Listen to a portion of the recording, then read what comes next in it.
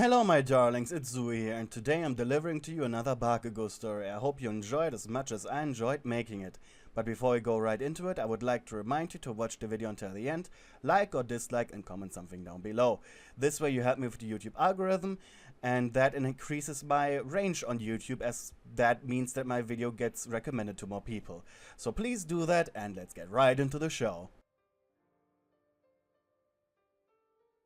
It had been a lovely evening, you thought.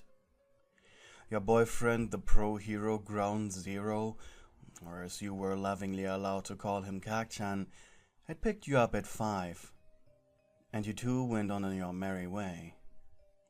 First, you watched the most cheesy romantic comedy you had ever seen. In fact, it was so cheesy, you had the weird feeling some younger viewers of this movie might get the wrong idea about the ideal guy or girl. And then you two went to the most lavishly looking 5-star restaurant you had ever seen. Katsuki ordered the steak, while you ordered the most mouth-watering lamb chops you had ever read the description of. And it tasted even better. So how's life treating you?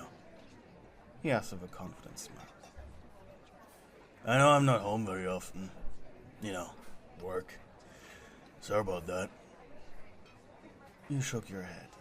Oh no, it's been a joy, really, just... I feel like such a gold digger. He gave you a hearty laugh. 3 weeks ago, he had convinced you to live in his huge apartment in the middle of the city. After all, he was rich. It's fine. I know you aren't. For a moment his smile faltered. I know my fair share of gold diggers, sweetheart. You're definitely not one of them. And then a smile returned. It's fine. Just don't overdo it. Mikasut kasa. You chuckled. What? It's Mikasa Esu Kasa. He blushed, making you chuckle once more. I love you, you said with a soft smile, which forced him to blush. I love you too, sweetheart. Eventually, you two finished your meal, paid, and left. What a wonderful evening, Kak-chan, you exclaimed as the two of you reached the door of the skyscraper his giant apartment was in. It's not over yet. He purred. You giggled. And what does that mean? He wrapped his arms around you. Why would you guess? Slowly his hands moved down to your butt. Let me think. You're going to make it hard for me to sit tomorrow? Your seductive tone made him groan. However, before he could reply, his phone rang. Hold on. You shrugged with slight annoyance. Now what? He shouted suddenly. Sorry, babe. Gotta run to the office. Something about the leak. He barked at you after hanging up. Your heart sank as disappointment spread throughout your body. Well, I guess tonight was too good after all. He couldn't hear your sarcastic comment, as he was already in his car. He didn't even have time to say goodbye.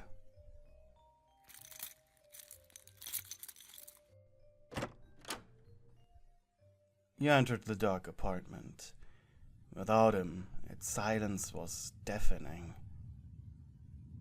With a sigh, you walked past the beautiful black and orange decor to his gold-plated bathroom.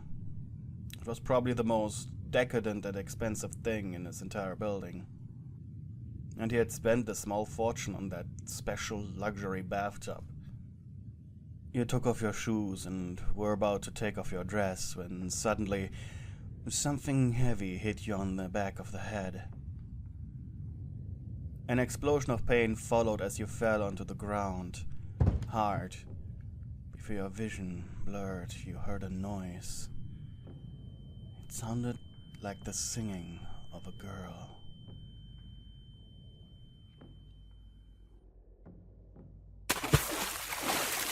A splash of ice-cold water ripped you out of the sanguine blackness. Fear was the first thing you felt. Then you saw the ropes that tied you to an uncomfortable metal chair, and the fear was replaced by absolute horror. In front of you, under the harsh light of a singular lamp, stood a girl. She was wearing a white high school uniform, on top of that a brown jacket. Yellow eyes were seemingly staring right into your very core. In her hands was a dripping bucket. "Oh, sweet, you're awake!" Her tone was sweet, but her eyes were filled with fire. "How are you?" you croaked. She smiled. "Did Baku baby not tell you?" She giggled. "My name is Hineko Toga. Nice to meet you." She took 2 steps to your left, towards a clean metal table, on it were things whose use you definitely didn't want to know or feel. "You know, it's a shame that Bakugou likes his job more than you." She picked up a scalpel from the table.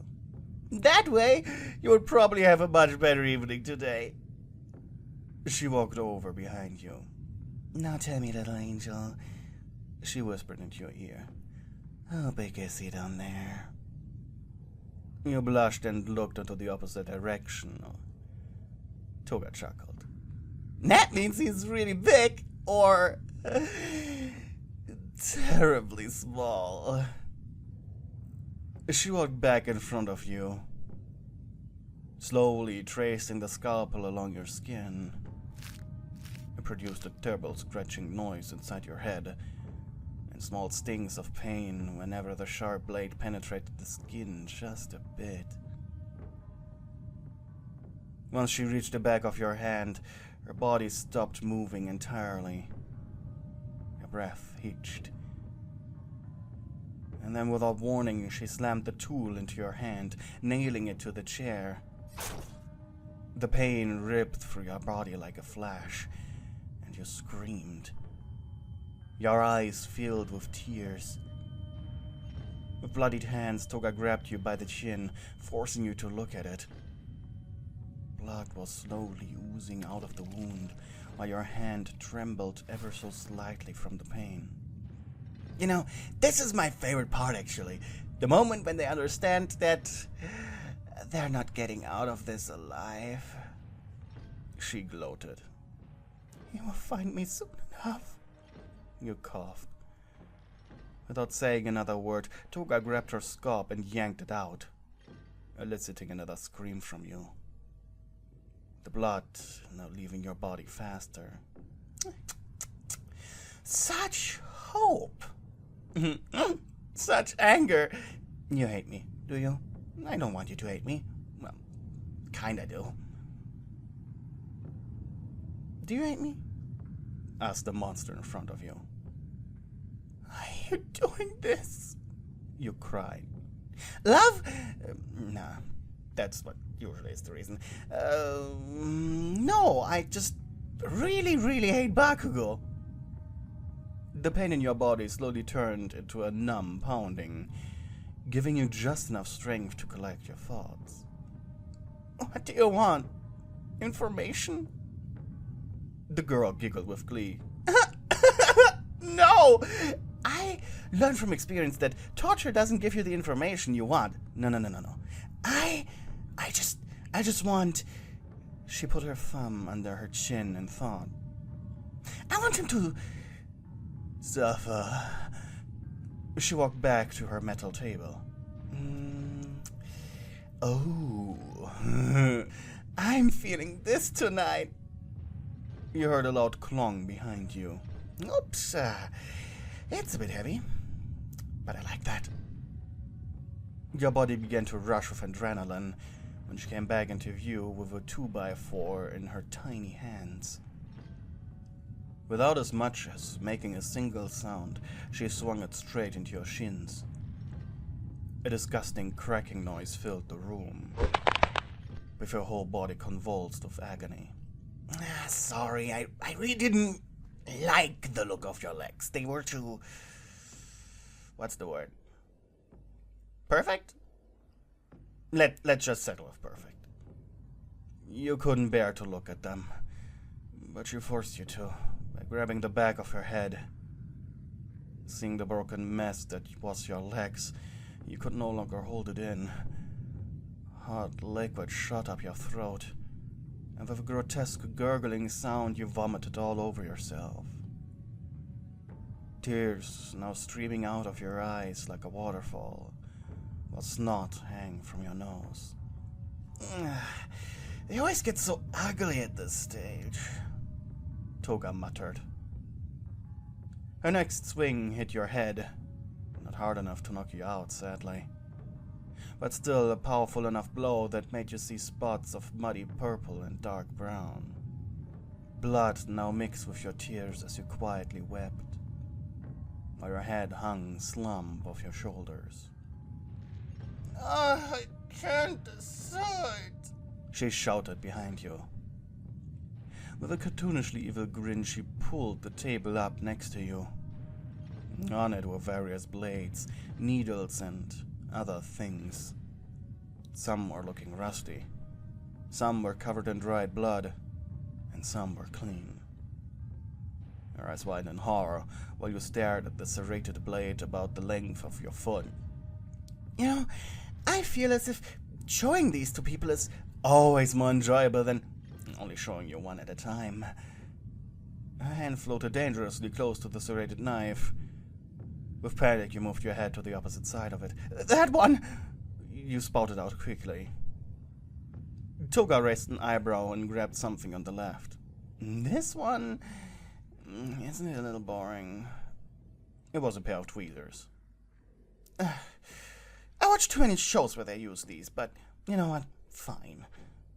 She kicked the table away and aggressively shoved the tweezers under a nail of your unharmed hand, sending a stinging pain down into your gut. This will hurt. She paused. You know more than you think it will hurt. Like, no joke. She giggled. Happened to me once. Oh boy, this really wasn't fun. If it wasn't so cliche, I would actually admire your choice. I would have just picked the big saw blade and stabbed you to death. I think I now understand why he loves you so much. You are a pervy one, aren't you? A searing pain hit you like a ton of bricks as she ripped it off. It hurt so much, I thought you'd pass out again, right then and there. You looked up at her, trying to get your bearings. Her words sounded muffled, yet she kept going. Crack. It was unbearable. Crack. She violently grabbed you by the hair, forcing you to look as she mutilated your fingers. A nub of flesh hung from the side, barely attached. It didn't even look like a fingertip anymore. You barely even registered the blood spewing out. You felt faint. It could stop, you begged, your voice barely there. Please, it could stop. Toga didn't say anything. Crack. Cheerful tunes suddenly interrupted Toga's work. The hell? She asked and looked around. You tried to collect yourself. That was your ringtone. Was Kak-chan calling you? She turned around and pulled it out of your pockets. Hello? She said in your voice. How did she do that? But your body was too weak to say anything. Hey, where are you? You heard him ask. Oh yeah, Bakugou baby, I was gonna tell you that I'm with Deku and basically I'm breaking up with you. His dick is just... Quiet filled the room. Kak-chan? Hey, Kak-chan, she said with Deku's voice. You met the number 3 pro a few times, thanks to Bakugou. Seriously, how was she doing that? You're not dumb. Toga blinked. What? She would never break up with me over the phone. She's too nice for that. What did you do to her, Toga? The anger. I could feel it. Toga gave you a dumbfounded look, before grinning and cheerfully replying, I broke her legs, destroyed her fingers, and I was about to gouge her eyes out with the same blade I impaled her hands with. An uncomfortable silence followed, but the look on Toga's face, utter bliss. She gave you a questioning look. Baku, baby? Are you still there? Does he always leave a conversation like that? He asked you directly. The answer was no, but you didn't have the strength to reply. Suddenly, his voice cut through the silence. We're 17 at the docks. I'll be there in 5. The phone slipped out of her hands, and she made a noise that almost had you laughing. Her eyes were moving rapidly towards you, and then to a place in the darkness, probably where the exit door was. She raised one finger and pointed at you. Like a child who didn't get the right ice cream, she hissed. I hate you. I hate him, but thanks for the lovely evening. Goodbye. Before running off, she harshly kicked your legs, filling your head with noises of broken bone and torn flesh, and you gagged. However, your spirit was strong enough. You didn't black out. Whether or not this was a blessing or a curse, it's all on Bakugou now. Your entire body was surging with waves of pain, primarily from your legs and fingers. You took a gamble and allowed yourself to slightly lean back into the chair. The resulting nauseating pain was luckily very short, and at the very least your back stopped hurting from being in a tensed up upright position. Seconds turned into minutes, and you were beginning to feel lightheaded, probably from the blood loss. Bakugou rushed into the building, ignoring the commands of the police officers Deku and Red Riot. He kicked open doors and blew holes into walls. A mad rampage to find you, hopefully still alive. Until he managed to pry open a large metal door in the deepest corner of the building. There, still bound to the chair, sat your slender, half-conscious frame. Tears began streaming out of his eyes, but you had lost too much strength. You could barely acknowledge his presence. Don't worry, I got you. Don't worry, I got you. I got... You repeated over and over as he untied your wrists. Kachan. Kachan is here. Don't worry, I got you. I got you. He repeated over and over as he untied your wrists. Kachan is here. Me and the guys will get you out. Don't worry.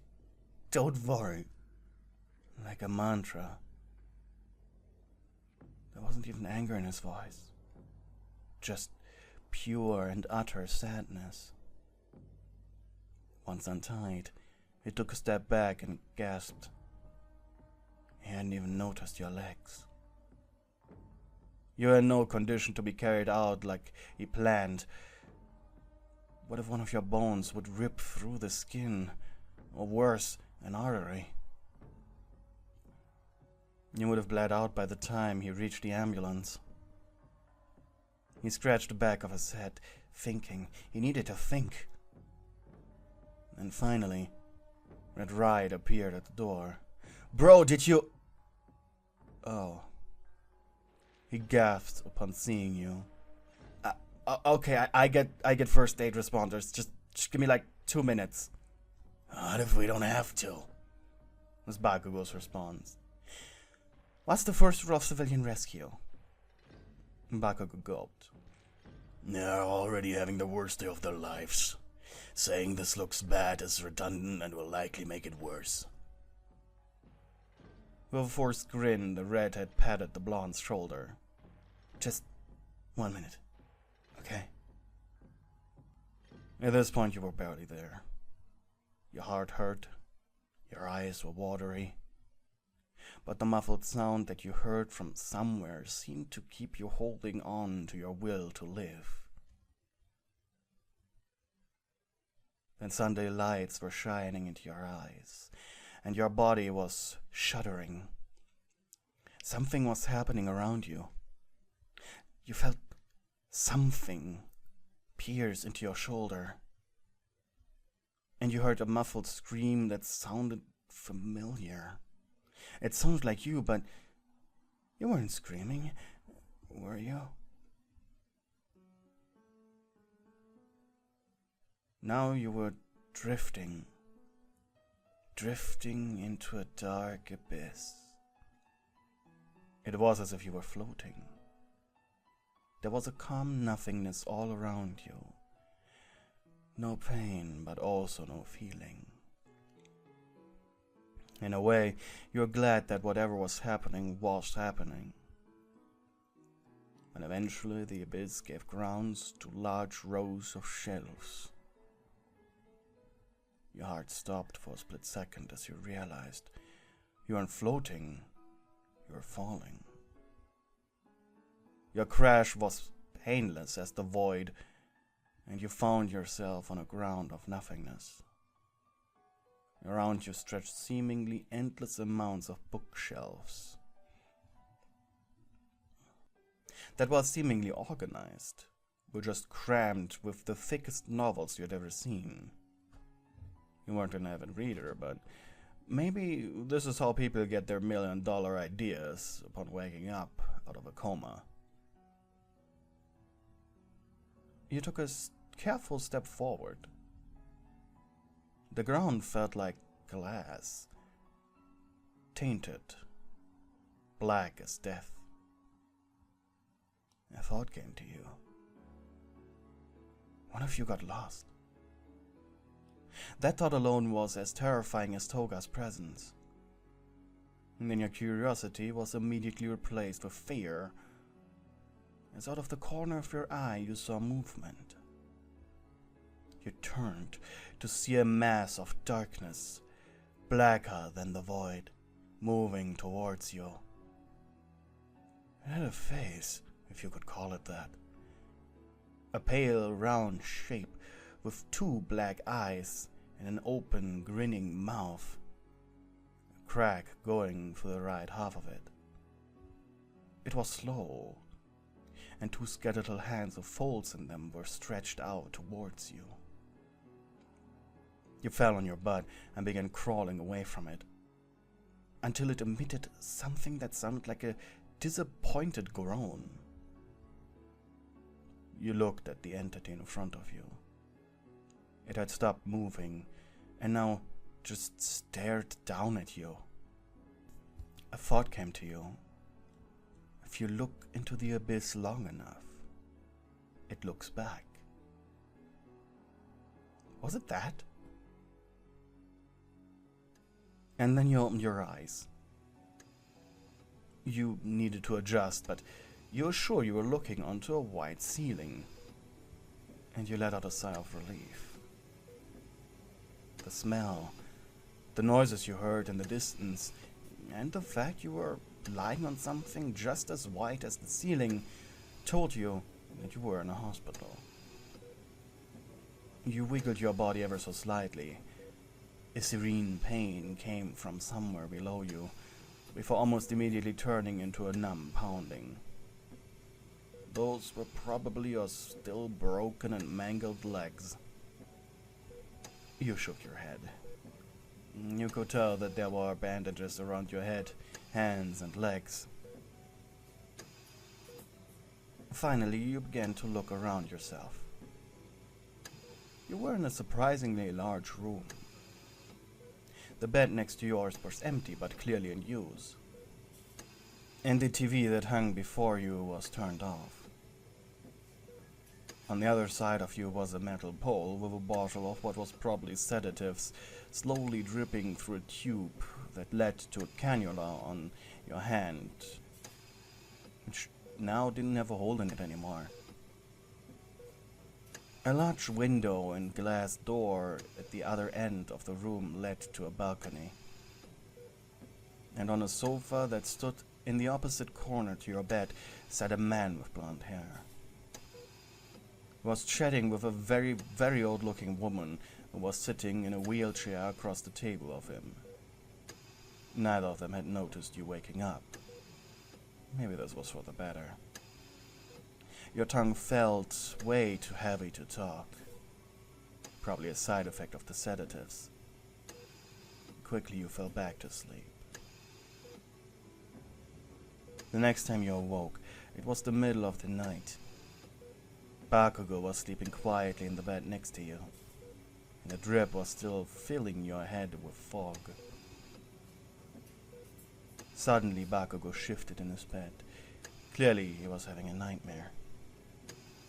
You wished you could stand up and cuddle with him, but you simply felt too weak to do anything but blink. And eventually you decided to continue sleeping. Finally, it seemed like your moments of lucidity aligned with him giving you attention.